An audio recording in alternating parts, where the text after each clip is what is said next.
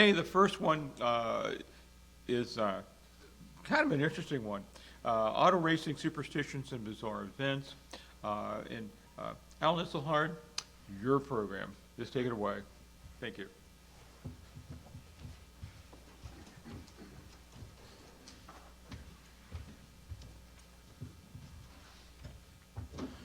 Good morning, everyone.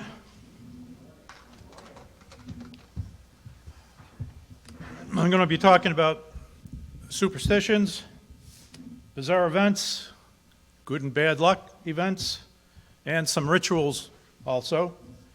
And I'd like to begin by sharing a brief dictionary definition of the word superstition: beliefs or practices resulting from ignorance, fear of the unknown, trust in magic, or chance, per Webster Dictionary. Now, if I were to go around the room and ask everyone in the room to tell me what racing superstition they hear most often, and I guess it's green race cars. Or possibly it could be the number 13. You don't want number 13 on your race car. And the third choice is peanuts. And I wondered, where did these superstitions develop? How did they happen? So I started to do a little bit of research on those three items. Racing's green superstition, I believe, may have started right here in central New York at the Syracuse Fairgrounds on the 1 mile dirt oval racetrack. I'm going to do the first one. I got to do the first one now. Where's the, okay, thank you. Yep. Tell you what, just for a moment here. Bear with us, folks.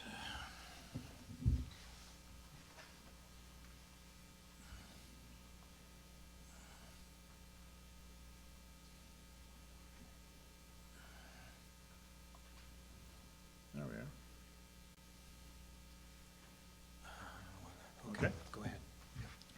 What you're seeing is the cover of the race program for one of the races at the Syracuse Fairgrounds.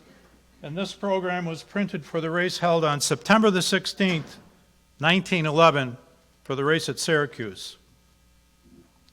On September 16th, 1911, a huge crowd of spectators witnessed one of the worst auto racing accidents in American history. It occurred at the Syracuse Fairgrounds when 11 race fans were killed and 10 others were injured when driver Lee Oldfield, his green Knox race car, number 11, blew a tire during the race and careened into the turn 2 infield and plowed through a light fence into a group of spectators. Oldfield was thrown from the car, but only received minor injuries. Oldfield later said he believed that he was the source of green superstitions in racing.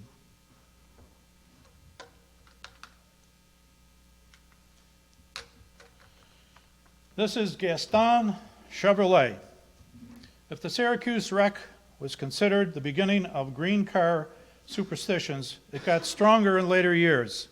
Gaston Chevrolet, a race driver and younger brother of Chevrolet Motor Car Company co-founder Louis Chevrolet, competed in a race on November 25th, 1920 at the Beverly Hills Speedway, a board track in California. Gaston Chevrolet lost his life when his green Frontenac race car crashed into the Duesenberg driven by Eddie O'Donnell and his riding mechanic Lyle Joles. All three people lost their lives in that accident. Scant months earlier, Chevrolet had won the Indianapolis 500 in that very same car.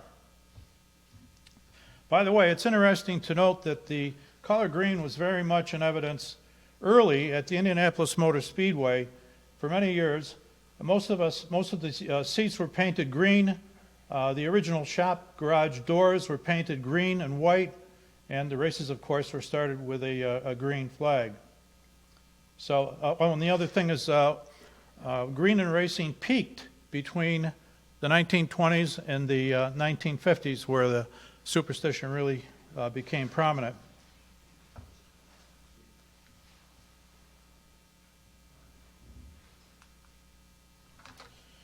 This is NASCAR driver Joe Weatherly. NASCAR's Joe Weatherly was superstitious of everything, particularly the color green and the number 13. Joe Weatherly once refused to start a NASCAR race because he qualified 13th, until he encouraged the promoter. He qualified in 12A position. They used to carry his race car in the back of an open flatbed trailer. Joe and his team owner, Bud Moore, were eating inside a little green mom-and-pop restaurant, roadside restaurant, when a green vehicle backed into the race car, leaving a little green paint on it. Bud said, "We'll paint over it." Joe said, "No, you're not going to do that. You're going to grind that out." So he said, if you paint over it, it's still there. Weatherly was killed in 1964 at Riverside, California, with two $50 bills in a shirt pocket. A superstition now exists that $50 bills should be avoided at racetracks on race days. Many people remember Indy driver Roberto Guerrero winning the pole position for the 1992 Indy 500 and then spinning his green Lola Buick on the second parade lap just before the start, taking himself out of the race and somewhat embarrassed. In 1993, Jeff Andretti drove the same car, again in green livery, and crashed. Guerrero drove the exact same car in 1994, again sporting a green livery, crashed and finished last. The green superstition hung around until the 1980s when racing sponsors' products were green-oriented and green non-superstitious money was welcomed by the race teams and tracks.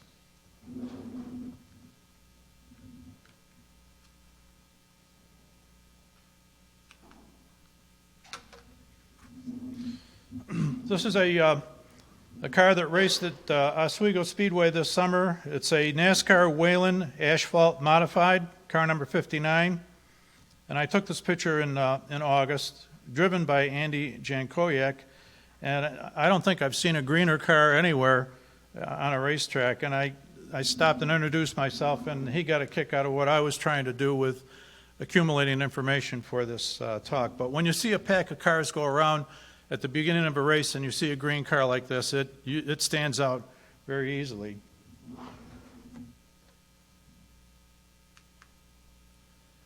All right, now this is a little difficult. It took me 3 weeks to learn how to say this word. Triskaidekaphobia, that was pretty close. Triskaidekaphobia, does anybody know what that means? Anybody in here, raise your hand. Oh, we got a couple people that do know what that means. That is fear of the number 13.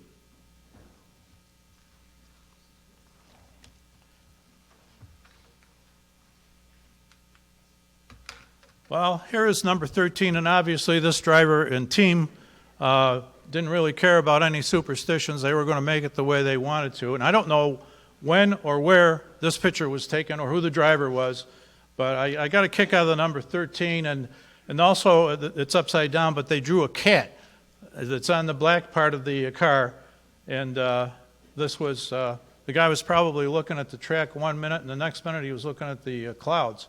But this is what happened to the driver of the number 13 Jalopy Coach stock car. Some drivers are so nervous about the number 16 or 13 that they are reluctant to use multiples of 13, like number 26, 39, and so forth. They're considered unlucky by some teams. A widespread circle track superstition was never having a car number that could be read upside down. According to superstition, the 5 luckiest numbers are 3, 4, 8, 9, 12, 21, and 77. However, these numbers may not be considered lucky by all cultures. In Italy, the number 17 is considered unlucky. In China and Japan, number 4 is supposedly unlucky.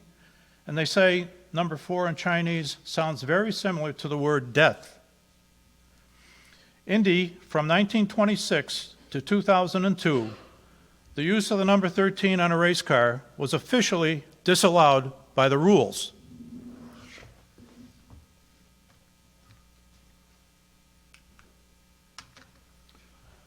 Now, you probably recognize this driver. It's Danica Patrick. She raced with the car number 13, and she didn't mind green either, because her sponsor, the GoDaddy computer people, that's their color, and if they're paying the bill, they're going to see that color on the car and her driver's suit.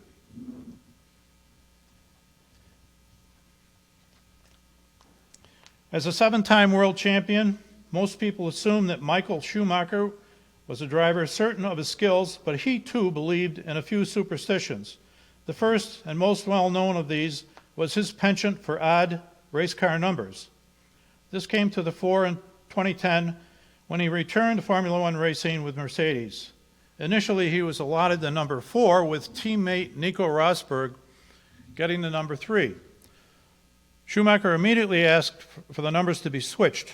It was initially thought that this was part of the mind games he was known to play to gain advantage over Rosberg, but it turned out to be just a superstition. Schumacher had won all 7 of his world championships while driving a car with an odd number. Another quirk he had was to carry an amulet, a good luck charm, with him during the races that had the initials of his family members. Peanuts. Peanuts are known to be superstitious at auto races. Actually, it's not the peanut itself that's the problem. It's really peanut shells that are problematic. This superstitious issue started when the pit area at some track was behind the grandstands, maybe to be in the shade, and then when spectators broke their peanuts, they tossed the shells underneath the stands, and then they got involved with the drivers and the crew. Some of them went in the carburetors, and that caused major engine failures. Drivers and crew repulsed peanuts for their unlucky reputation, and at some tracks deliberately refused selling peanuts at concession stands. In years past, peanuts were not sold at the Indy 500 concession stands due to their superstitious notoriety. Drivers just hated to see peanut shells around their cars, and they caused major problems. Hard to believe, but there were competitors that deliberately scattered peanuts around their competitors just to shake them up before the race. On September 27th, 1937, AAA sanctioned a 100-mile championship race held in Nashville, Tennessee. A young mechanic, Mac, was walking through the pit area eating peanuts and ridiculing his friend about how anyone could fall prey to the foolish superstition surrounding peanuts in racing. Mac sought to prove how outrageous this peanut fallacy was and deliberately broke peanut shells over the first 5 race cars in line for the feature race. Ted Horn was among them, as well as Duke Nalon, Howdy Cox, Vern Orendorff, and Chet Gardner. Howdy Cox was leading the race as Nalon attempted to overtake him, but having extreme difficulty seeing through the heavy dust on the back straight. Suddenly, a tremendous crash occurred and spectators witnessed racers flipping end over end. This horrible debacle left Ted Horn in critical condition. His race car was destroyed. Nalon and Orendorff were seriously injured, Gardner slightly hurt, and Howdy Cox, the leader, was dead. The 5 cars sprinkled with peanut shells were the 5 cars in this dreadful crash. The peanut superstition was magnified exponentially after this ghastly incident. NASCAR's Robert Yates found out that peanuts were sold from a vending machine in his shop, and upon discovering this, had the peanuts removed.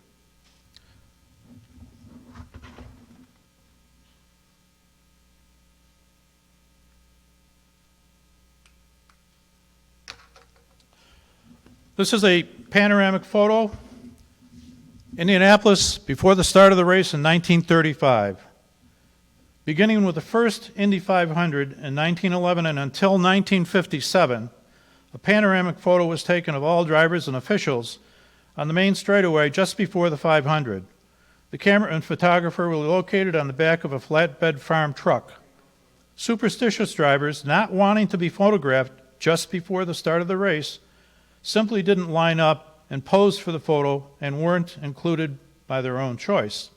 Some drivers were superstitious about having their photo taken just prior to a race because many thought so often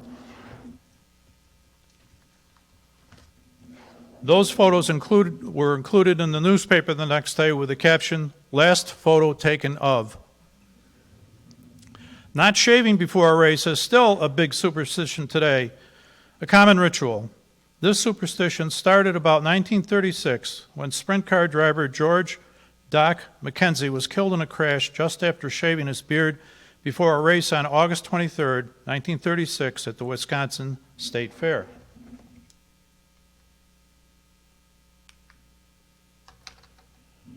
This is NASCAR's Bobby Isaac.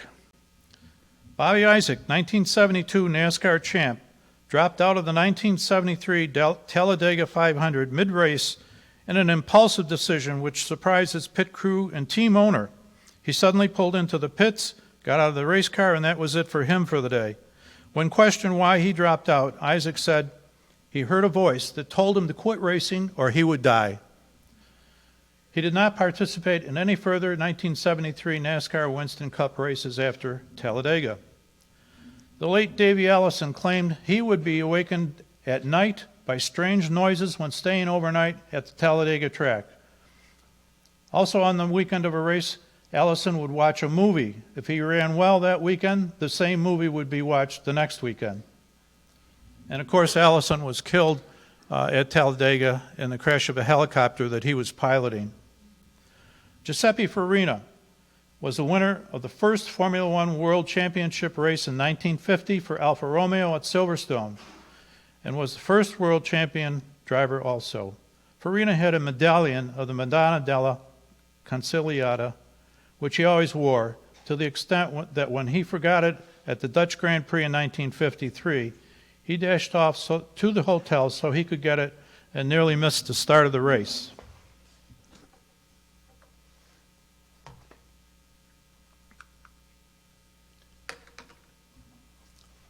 Well, probably most of you recognize this guy, John Force. John Force would not climb into his Castrol Racer without at least one St. Christopher medal, and sometimes two, around his neck. And he isn't the only driver to carry a St. Christopher medal during a race.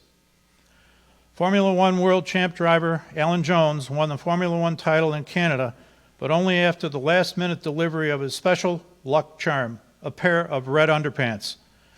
Jones admitted being superstitious and felt uneasy because he thought he had lost them. He contacted his wife in England to search for them, which she did. She found them and sent them to Canada by special express. Retired driver David Coulthard always steps into his race car with his right foot first from the left side of the car. Coulthard also felt he owned a pair of lucky underpants, which he wore in every race. After crashing heavily once, his driver's suit and underpants needed to be removed by cutting them off. When his mother found out he wore 5-year-old, well-used underwear with holes, she forbade him to continue doing this. He complied, but he still took the old underwear with him to the races for good luck. Retired driver from Italy, Stefano Modena, had a strange superstition. If he was in the race car and anyone touched him before leaving the pits to start a race, he would get out of the car and then get back in. Alberto Ascari, a two-time 1950 world champion, had a favorite blue helmet, which he would not allow anyone else to touch. He made an exception after his crash at Monte Carlo in 1955, tossing him into the harbor. His helmet needed repair and was in the shop when, at Monza, Ascari was killed when testing a car wearing his friend Ferrari teammate Eugenio Castelletti's white helmet. After Jim Clark had 2 spins at Indy in 1996, he said the helmet he was wearing was bad luck, and he disposed of it.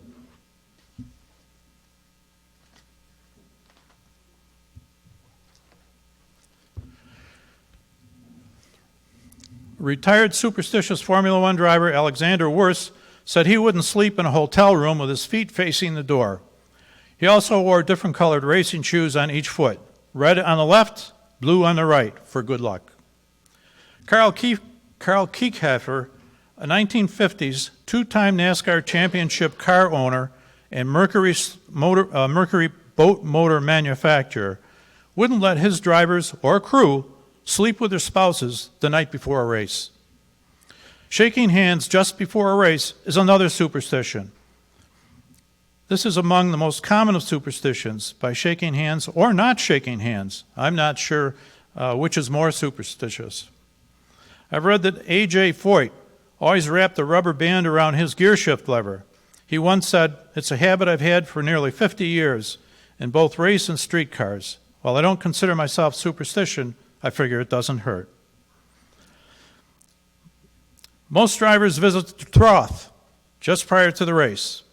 One Southern driver admits to always using the urinal farthest to the left, as it represents the pole position. If that urinal isn't available, he waits till it's free. Jacques Villeneuve, a retired Formula One driver, wouldn't remove his helmet when relieving himself just before a race. Many drivers have superstitions about who buckles them into a race car.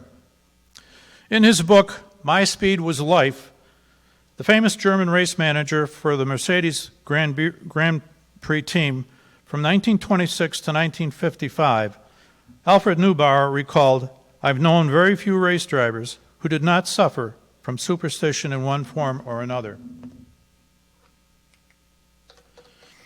Here is Neubauer, and on his left is Sterling Moss, and I got to get back to my notes here. And the other gentleman on the other side is Dennis Jacobsen, and this is after they won the 1955 Mille Miglia. This was probably Sterling Moss's greatest victory.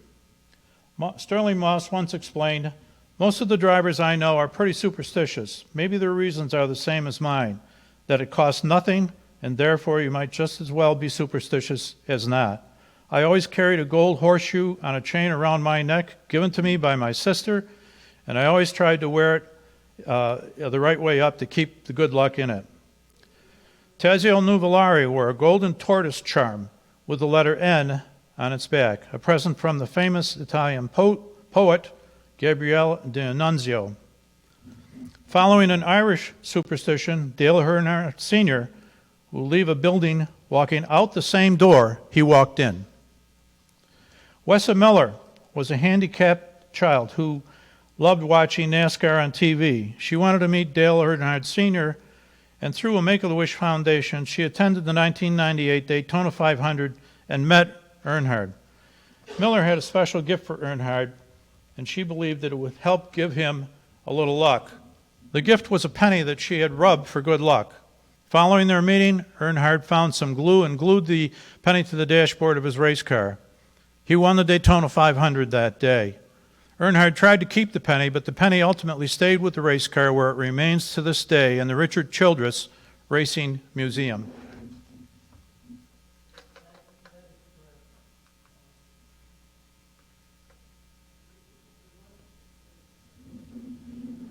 Okay, this is Ted Horn. He's one of my favorite drivers of old time. Ted Horn was one of the most obsessively superstitious drivers. Horn would not allow race fans to pose with him for a photo before the race. Horn felt announcing your retirement as a driver before actually doing it was also one of the taboos. Horn admitted that if he found money at a track, it accompanied him in the race car. He found a dime at Arlington, Texas, and put it in a shoe before the race started. He won the race and the championship that day. When he was killed at Duquesne, Illinois, in 1948, a dime was found in his left boot. Ted Horn's Indianapolis 500 record is unequaled for consistency. He finished fourth or better in 9 straight Indy 500 races beginning in 1936, but never won the 500. Ted Horn and fellow driver Bill Holland were good friends. Holland proceeded to win the 1949 Indianapolis 500, and following victory, Holland disclosed that he carried with him during the race the exact same 10-cent piece Ted Horn carried with him when he was killed at Duquesne. Ted Horn's car, by the way, it broke a right front spindle, and the car flipped, and he died from injuries. Ted Horn ignored numerous superstitions the day he was killed. That morning, his wife noted the dress she expected to wear was soiled, and her other dress was green. Horn accepted her wearing the green dress. Also unusual was the fact that she and their child parked in the pit area next to his race car, another custom considered unlucky.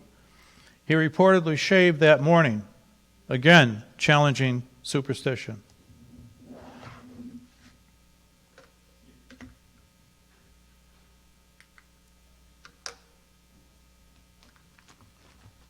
This is Francois Severt. One of the most bizarre racing stories relates to the late Formula One driver, Albert Francois Severt, who won his first ever Grand Prix at Watkins Glen in 1971. Severt, a French racing driver who was killed at Watkins Glen on October 6, 1973, driving a Tyrrell Cosworth Ford, was trying to qualify for the Grand Prix that year, and he was a teammate of World Championship driver Jackie Stewart. Severt had a long-time relationship with an attractive woman by the name of, pardon my French, Nanou van Melderen. 5 years to her meeting Severt, the young woman went with her mother to see a clairvoyant, the mother being the one seeking advice. But during this meeting, the foreteller told Nanou that she would meet a young man with blue eyes near the sea. In 1964, she met blue-eyed Severt at Saint-Tropez in the Caribbean. 2 years later, Nanou decided to pay the clairvoyant another visit seeking advice about her future. She brought with her a photo of Severt, but didn't tell the clairvoyant anything about him. The seer studied this photo for a long time and said he was a person that had an association with a strange machine.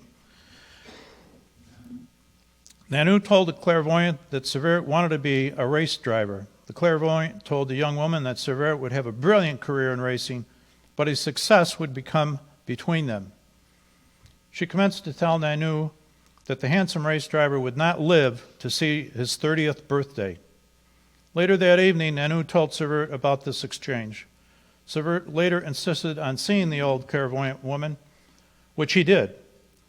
The clairvoyant told Severt mostly what she'd already spelled out to his girlfriend and predicted the same thing about his future.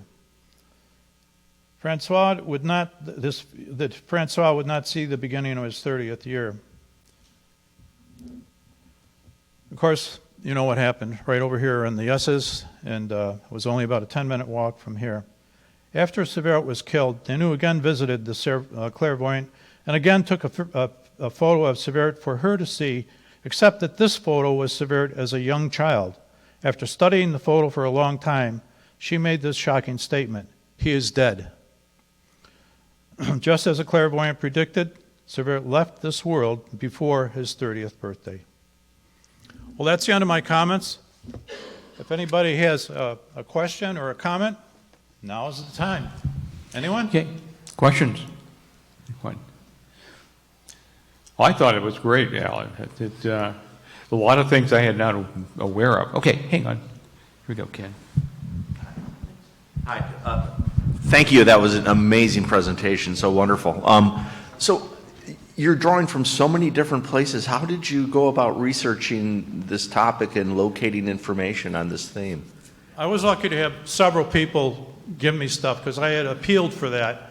I had one bitter disappointment, though. I copied flyers asking race drivers to help me with this, and I passed out dozens of these at Oswego Speedway, and I didn't get one call from a race driver.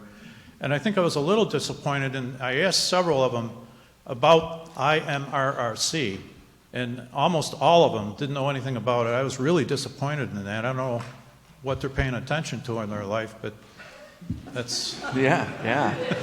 But it's not IMRRC. But anyway, as far as researching the material, I called old magazines. In some cases, auto racing books in the index said superstition, and it would direct you right to the page. The internet was a big help, of course. And there were a number of articles written about superstitions.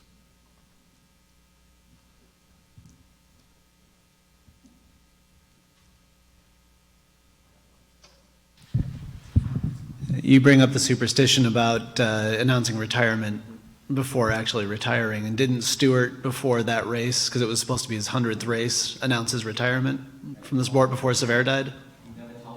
Oh, he didn't, that's right. Okay.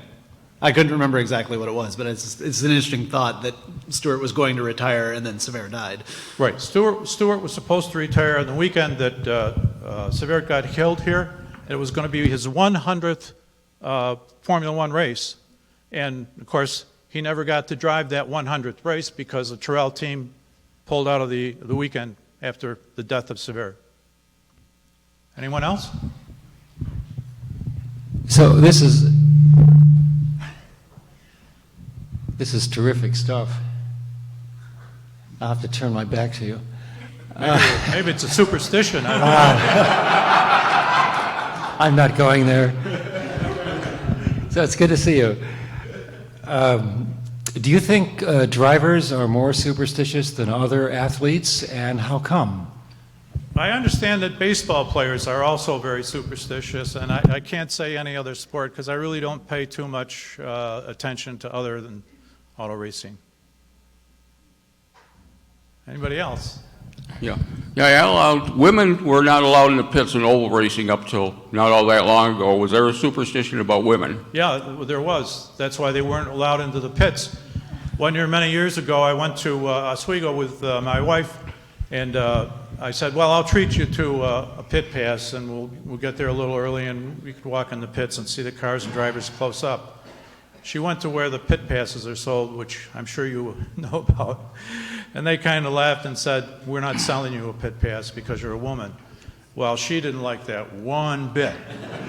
And there was a police officer at the track that day, and she went right over to him and she said, they won't sell me a pit pass, and I think that's discriminatory. And this police officer didn't want to hear that at all, but it didn't do any good. But I think he did go ask somebody, and the excuse that was given was, there's no ladies' room in the pits.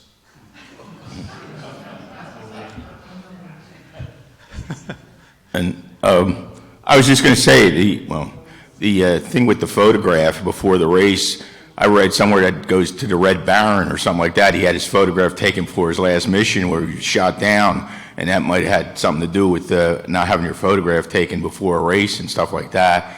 And the one with the green, with the car, I read somewhere one time that someone say it started because some of the tracks, like say Terre Haute or Williams Grove or something like that, they had green infield, and drivers would be going and they'd see green out of the side of their eye, figuring it was the grass, but it was a green car and collided with that car or something like that. So I don't know how true that all is, but yeah. Could happen. I guess, anybody else? Last chance. Well, by the way, let me warn you something. When you go out of this building tonight, there's a cracked sidewalk. Don't step on that crack.